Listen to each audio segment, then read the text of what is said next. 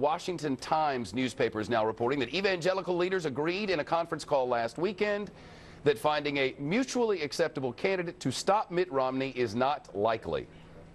Joining me now, the veteran political consultant Ed Rollins, former member of the Reagan administration, former campaign manager for the Republican presidential candidates Michelle Bachmann and Mike Huckabee.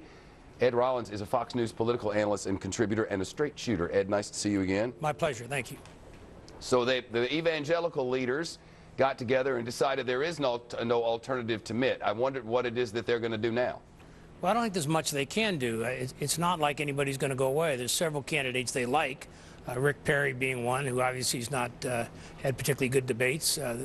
They like Santorum, although he basically is viewed as kind of a big spending government guy. You know, the rest of them are kind of mixed. They like Michelle Bachmann for a while. And I don't think there's a candidate that they can coalesce around, or equally as important, there's really no candidate in here that has the money, the organization to go all the way. Gingrich had some of that support for a while, too. If someone wins New Hampshire, which besides Romney or second place, someone wins South Carolina, maybe, but it's very unlikely. All right. Well, in the meantime, Ed, as a student of the party and a backer of the party and a worker for the party, isn't it counterproductive for Newt Gingrich to continue to assail the man whom all the polls and now the evangelical leaders say is most likely going to be the Republican nominee? Well, he very effectively is making a charge against Romney that obviously the Democrats will do again in the fall. But unfortunately, Newt does it so much more effective than they will, that I think they'll have it'll leave an aftertaste, and the aftertaste won't be a good one. I wish Newt, who's one of the most articulate guys we have in our party, would argue what he can do to move this economy forward. The problem that Newt's having is there's two Newts. There's the good Newt and there's the mean Newt. And I think to a certain extent, when people see the mean Newt, the tough Newt, who's sort of been insulted by the attacks on his record, it's not a very pretty picture, and it doesn't necessarily move voters forward.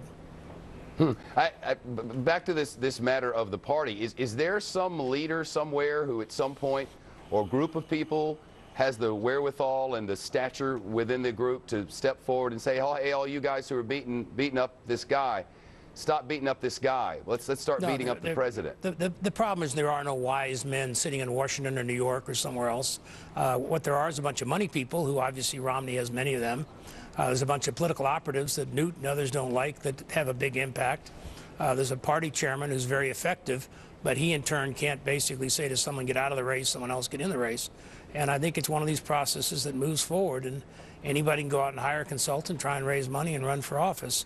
And we have several candidates running this time who probably in days gone by wouldn't even be viable candidates, but became viable through debates and what have you. And now we're down to where there's no real viable conservative to take on Romney. Have you gotten a sense for how that's playing among conservatives of the Republican Party across this nation? Are they upset? Are they moving on? Is there a sense yet? Well, they're not happy, and at the end of the day, what's occurring is they're now starting to say, well, maybe he can't win, and we all need to be behind him. If he's the nominee, we all need to join in and go try and beat Obama. The best thing Romney has going for him is Obama, and at the end of the day, if he's the nominee, the vast majority of Republicans, conservatives will get behind him. But there's going to be a lot of gnashing of the teeth for the next several months. And you're going to see speculation about, can we get somebody else? Can we talk Huckabee back into it? Can we get Sarah Palin back into it? And that's just not going to happen. This is the field. All right. Ed Rollins in New York. Ed, thanks. My pleasure. Thank you very much.